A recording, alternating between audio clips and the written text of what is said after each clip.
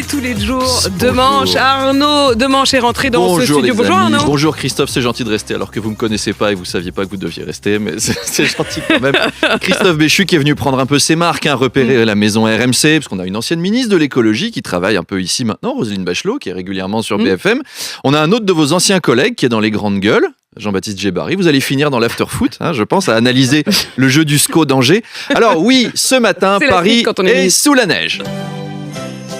Un épais manteau blanc d'environ 2 mètres recouvre la capitale. On voit à peine dépasser la tour Eiffel. Les gens vont travailler en ski. Les touristes japonais font des batailles de boules de neige sous l'Arc de Triomphe. Ouais, je le survends un peu, mais bon, on nous avait promis 5 cm. On a eu 5 flocons. Faut faire rêver. Et pourtant, c'est la panique partout. Alors oui, il y aura peut-être de la neige ce soir. On nous dit, vous êtes fort, Christophe. Ils sont forts au gouvernement. Organiser des chutes de neige sur les Champs-Élysées pour que les supporters puissent pas y aller, c'est jouer la sécurité d'une manière qu'on n'avait pas encore vue. La neige paralyse les transports publics ce matin, mais profitez-en. Allez, la neige et les services publics, au train où vont les choses, c'est pas sûr qu'on en ait encore dans 10 ans.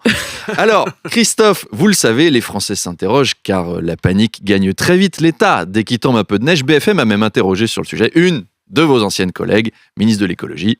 Pourquoi dès qu'il y a 2 cm de neige quelque part en France, ça marche pas ? Oui, c'est souvent comme ça, quand il manque 2 cm, ça marche pas. Oh, Roselyne. Voilà, c'est l'effet Bachelot. Enfin, reconnaissez que la question est pas bête, On s'est tous retrouvés dans un train à entendre... Mesdames, messieurs, en raison de 3 flocons de neige tombés sur les voies entre Paris et Mâcon, nous vous informons que le trafic sera perturbé pendant environ 8 jours. Votre train accusera un retard de 14h30. Des vents de 4 km/h ont par ailleurs fait chuter une douzaine de feuilles mortes sur les voies, mais on m'informe que l'armée a été mobilisée. Bon. Si vous souhaitez dire à vos proches que vous espérez les revoir un jour, merci de passer vos appels depuis les plateformes.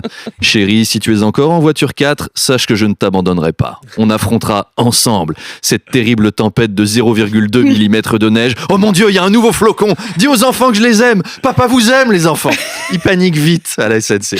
Allez Arnaud, on parle un peu de foot ? Oui, en tout cas, parce que ce soir, c'est la demi-finale. La France se prépare à affronter le Maroc. Enfin, la France. Les Champs-Élysées se préparent à affronter le Maroc, si on écoute la presse.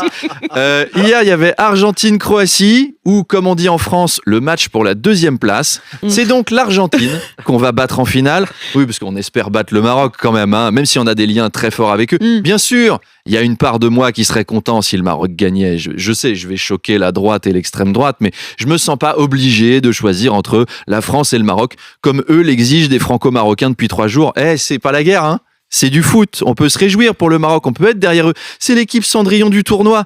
C'est beau les histoires du petit qui gagne contre le grand. Éric Ciotti, il est bien placé pour le savoir, ça lui est arrivé ce week-end.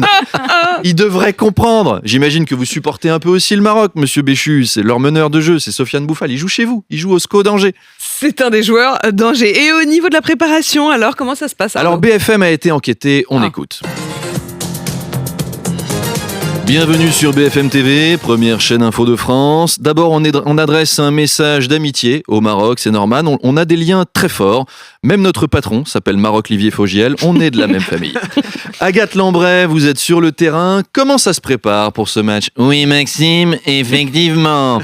On a bien voulu m'accorder un entretien, l'occasion de poser une question à Didier, qui est à côté de moi. Didier, quelle est la meilleure stratégie selon vous ? Comment s'organise la défense ? Oui, bonjour, je m'appelle Didier, je suis chocolatier sur les Champs-Élysées. Effectivement, pour la défense de ma vitrine, j'ai opté pour un placardage avec du bois de 14 mm. On s'organise en 4-4-2. 4 barrières, 4 planches, 2 vigiles. Et alors, pour le résultat, on ne sait pas encore si les magasins vont cramer ou s'ils vont être saccagés, on va voir.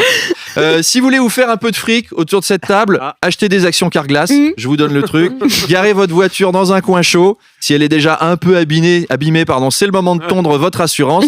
On va être au téléphone avec Olivier de Carglass qui va dire « Salut, c'est Olivier de Carglass. L'impact est-il plus petit qu'une pièce de 2 euros ?» Voilà, même la bagnole, elle est plus petite qu'une pièce de 2 euros, avec ce qu'ils en ont fait.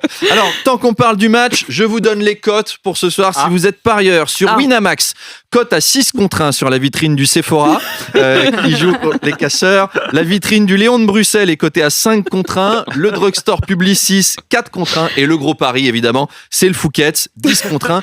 Faites vos jeux. Allez, il n'y a plus que 11h30 à patienter avant le match. C'est bien. C'est le temps qu'il va nous falloir pour rentrer chez nous à cause de la neige. Allez les Bleus, allez le Maroc, allez tout le monde. Merci Christophe et à demain.